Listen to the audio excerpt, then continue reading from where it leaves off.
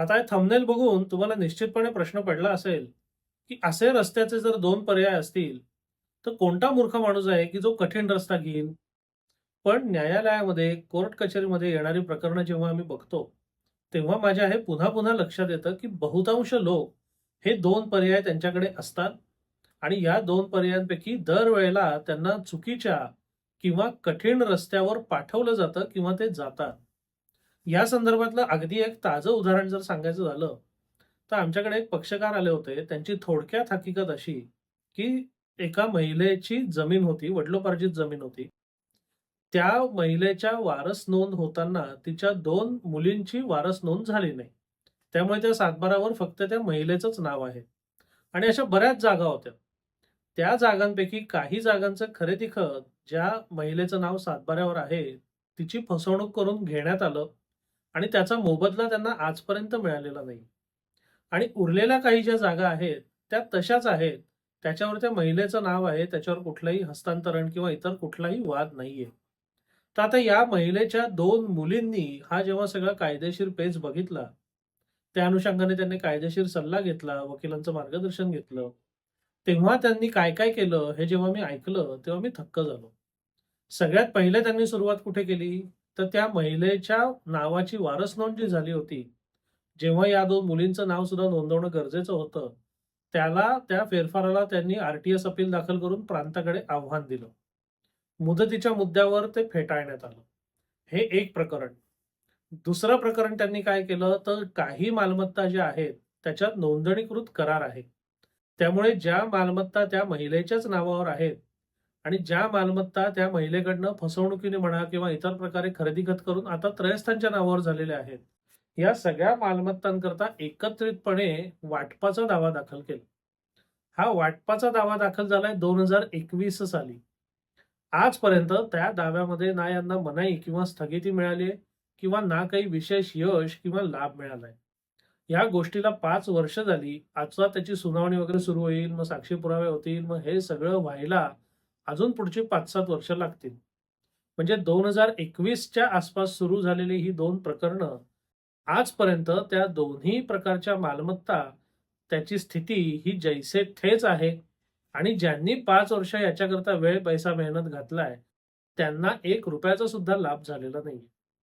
हे सगळं जेव्हा मी ऐकलं, तेव्हा मी त्यांना पहिला प्रश्न विचारला, की ज्या बाईंचं नाव सातबारावर आहे, म्हणजे या 2 बहिणींच्या भगिनींची आई, त्यांचं आणि या मुलींचं नातं कसं आहे? त्यांच्यात वादविवाद आहे का ते त्यांच्यात गुण्यागोविंदाचे संबंध आहेत? तर ते म्हणले, "नाही, की त्या बाईची आणि त्या मुलींची काही दुश्मनी नाहीच आहे. त्यांचे संबंध फार चांगले आहेत." मग म्हटलं, ह्या बाई आणि त्यांच्या मुली यांचे जर संबंध चांगले असतील, तर तुम्हाला परस्पर ज्या गोष्टी करता येणं शक्य आहे, त्याच्याकरता कोर्ट कचेरीत कशाला धाव घेतली? आता मी त्यांना काय सांगितलं, की आपल्याला या वादाचे 2 तुकडे करायला लागतील.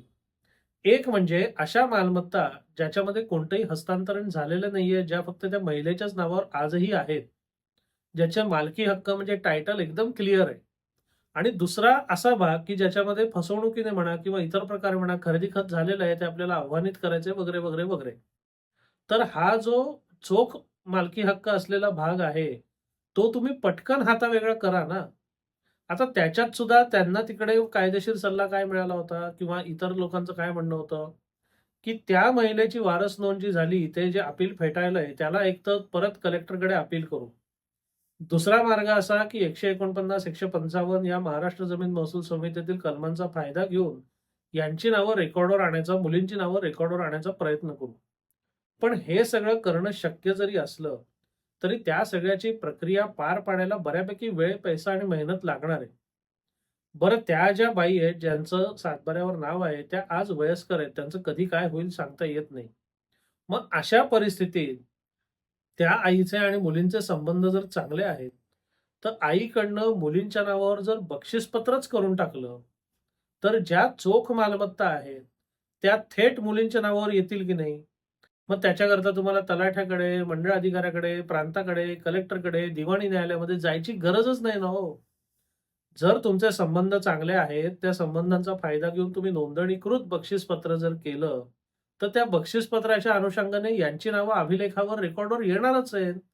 ते कोणीही थांबवू शकत नाही. बरं हे करण्याकरता यांच्यातला नातेसंबंध जर लक्षात घेतला, तर त्याच्याकरता मुद्रांक म्हणजे स्टॅम्प ड्युटी सुद्धा फार लागणार नाहीये. कारण ही ग्रामीण भागातली शेतजमीन आहे. एका फेरीमध्ये थोड्याशा खर्चामध्ये तुमचा सगळा जो प्रश्न आहे, त्या प्रश्नापैकी अर्धा प्रश्न चुटकीसरशी सुटतो ना. हे एकदा झालं, की मग उरलेल्या ज्या मालमत्ता आहेत, ज्यामध्ये त्रयस्थ हक्क निर्माण झालेत, खरेदी खतं झालेत वगैरे, वगैरे, वगैरे. त्याच्यामध्ये तेवढ्या मर्यादित गोष्टींकरता आपण न्यायालयीन लढाई अवश्य लढावी. कारण तिथे एक तर त्रयस्थ हक्क निर्माण झालेले आहेत. त्रयस्थ लोकांशी आपल्याला भांडायचं आहे. नोंदणीकृत खरेदी खतं आहेत. त्या सगळ्याला आव्हान द्यायचं आणि ते सगळं उलटवायचं. म्हणजे आपल्याला दिवाणी कारवाई वाचून पर्याय नाही. तिथे ते केलंच पाहिजे. पण 2 भागांमध्ये हे काम करून जर अर्धं काम पटकन, सुटसुटीत, कमी खर्चाने होत असेल, तर तसं करायला नको का? पण 5 वर्षामध्ये हे त्यांना कोणीही सांगितलं नाही. आता ज्यांचा त्यांनी सल्ला घेतला, त्यांचे जे कोण सल्लागार वकील असतील, त्यांनाच हे सुचलं नाही का त्यांना सुचलं, पण मग यांच्याकडनं आपली दुकानदारी कशी चालणार या विचारातनं त्यांनी सुचवलं नाही, हे कळायला काहीही मार्ग नाही.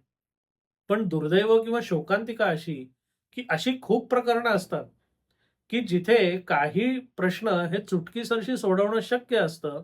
पण ते न करता उगीचच त्याच्या कोर्ट कचेरीचा खेळ खेळण्यात येतो.